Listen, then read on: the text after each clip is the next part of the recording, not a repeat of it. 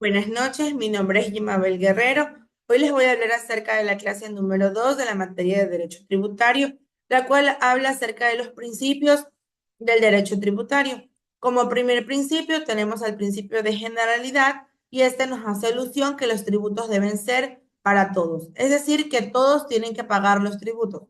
Así lo manifiesta el artículo número 83 de la Constitución del Ecuador en su numeral número 15, el cual manifiesta cooperar con el Estado y la comunidad en la seguridad social y pagar los tributos establecidos por la ley.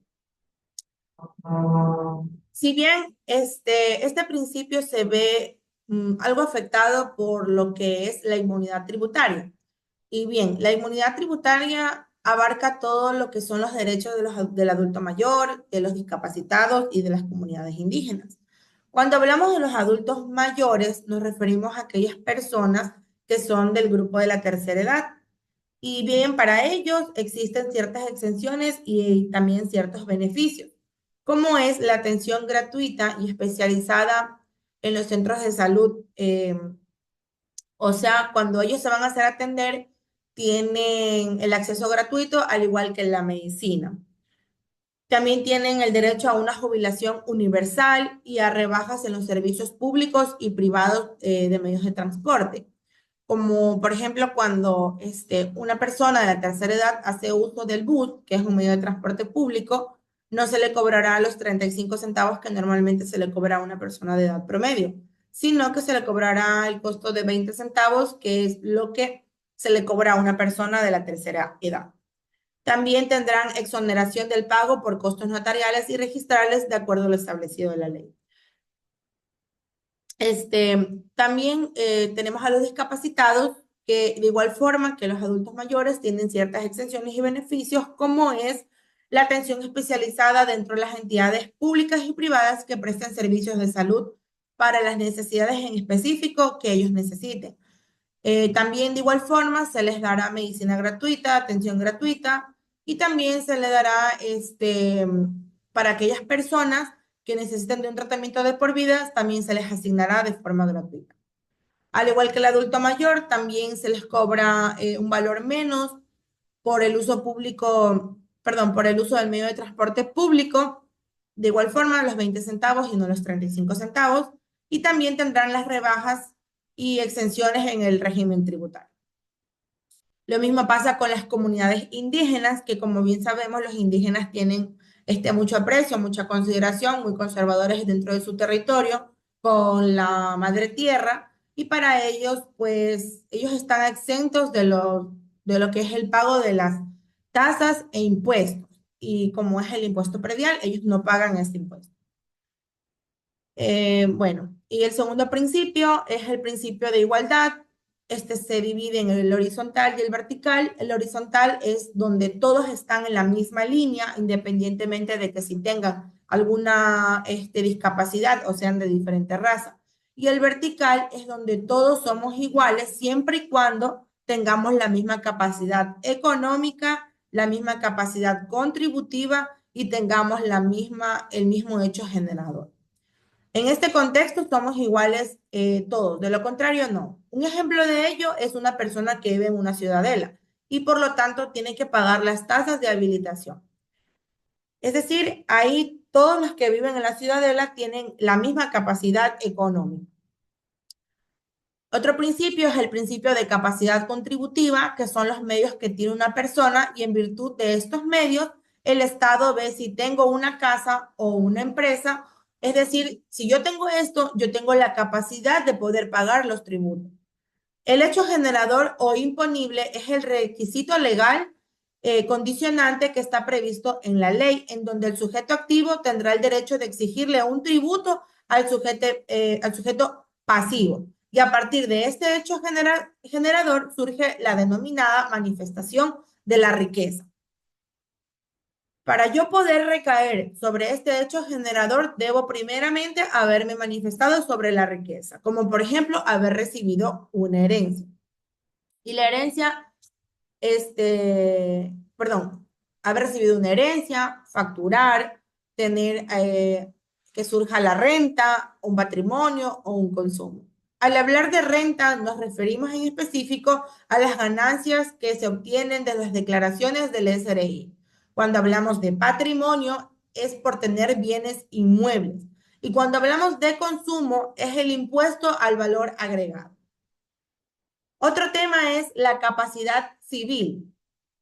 Esto trata de que una persona puede tener capacidad, no puede tener capacidad civil, pero sin embargo sí puede tener una capacidad contributiva. Un ejemplo que nos manifestaba era que un menor de edad recibía una herencia, una fortuna, y tenía un guardador. Obviamente el menor no iba a poder pagar los tributos, pero su guardador hacía frente a ello y pagaba los tributos correspondientes de recibir esa herencia, esa fortuna. Entonces, este menor no tiene la capacidad civil, pero sí tiene la capacidad contributiva. Cuando hablamos del caso fortuito o de fuerza mayor, nos referimos a que, por ejemplo, hay un terremoto y dentro de mi casa se cayó una pared y esta perjudicó la casa del vecino, tumbando su techo y este techo cayendo encima de, por ejemplo, de su mamá, la cual la hirió de gravedad. Entonces yo, para respaldarme y que esta persona no me cobre, por esto puedo decir, no, pasó, no fue algo que yo quise hacerlo, sino que fue un caso fortuito o de fuerza mayor, que en este caso fue el terremoto lo que ocasionó este accidente, tanto material como humanitario. Entonces, por la vía judicial yo me puedo respaldar de esta forma, pero en la materia tributaria no existen motivos de fuerza mayor. Se debe pagar sí o sí, a menos de que la ley establezca que por este motivo no se pagan los tributos. Otro principio es el principio de proporcionalidad. Este se basa en el hecho de que pueden existir impuestos que determinan un porcentaje sobre la manifestación de la riqueza. Y en virtud de esto se va a dar la redistribución de la riqueza. Es decir, este porcentaje no se basa en la persona, sino en los gastos que ella realiza. Por ejemplo, si yo realizo un consumo de $15 en una cafetería o una panadería y me cobran de IVA el 15% que da a $1.50. Digamos, yo gano un sueldo básico y hago ese consumo, pago ese IVA. Pero viene una persona, hace el mismo consumo, paga el mismo IVA, pero él gana $2.000 al mes. Entonces, aquí no importa quién gana más, quién gana menos. El hecho es que si los dos realizamos el mismo monto de consumo, los dos nos va a aplicar el 15% de IVA. Este no varía en lo absoluto. También tenemos el principio de no confiscatoriedad, que está en el artículo 323 de la Constitución y manifiesta que cuando existe un proceso de por medio y existe una justa causa, el Estado no puede arrebatarme un bien. Como por ejemplo, cuando el presidente se declara que el IVA va a subir al 70%, este afectaría la economía del pueblo porque el presidente no puede de un rato a otro subir tan elevado el IVA.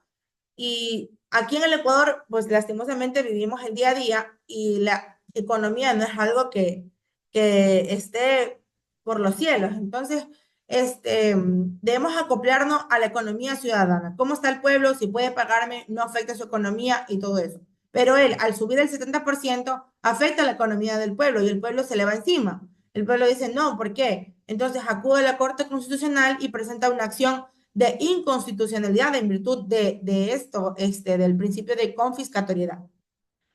También está el principio de legalidad que manifiesta que no hay tributo sin ley. Y por último, tenemos a los elementos del tributo, que es el objeto imponible.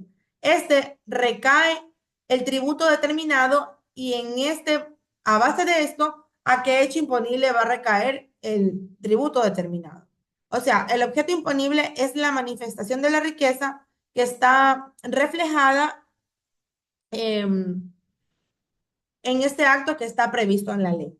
También está el sujeto activo, que es el Estado, y el sujeto pasivo, que son los ciudadanos. Aquí ¿quién es el encargado de pagar el tributo? Esto trata sobre el sujeto activo y pasivo. La cuantía del tributo es sobre qué porcentaje va a recaer dicho tributo. Y los beneficios del tributo son la exención, es decir, a qué persona no se le va a cobrar, que es lo que manifestaba anteriormente con las exenciones de los adultos mayores, las personas discapacitadas y también las personas que pertenecen a las comunidades y pueblos indígenas. Así lo manifiesta la ley.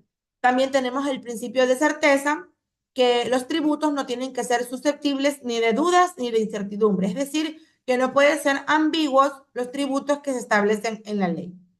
El principio de seguridad jurídica, que se da en todas las áreas y es donde el ciudadano puede predecir lo que puede pasar en lo posterior. Por ejemplo, si hay una audiencia de formulación de cargos por calificación de flagrancia, perdón, si hay una audiencia de calificación de flagrancia, la ley estipula que deberá hacerse dentro de los 20 días. Entonces, es predecible que dentro de los 20 días se va a hacer sí o sí esta audiencia por calificación de flagrancia. De eso se trata el principio de seguridad jurídica. El principio de obligatoriedad es el pago, pues como decíamos, que el pago de los tributos es obligatorio. A esto se refiere el principio de obligatoriedad.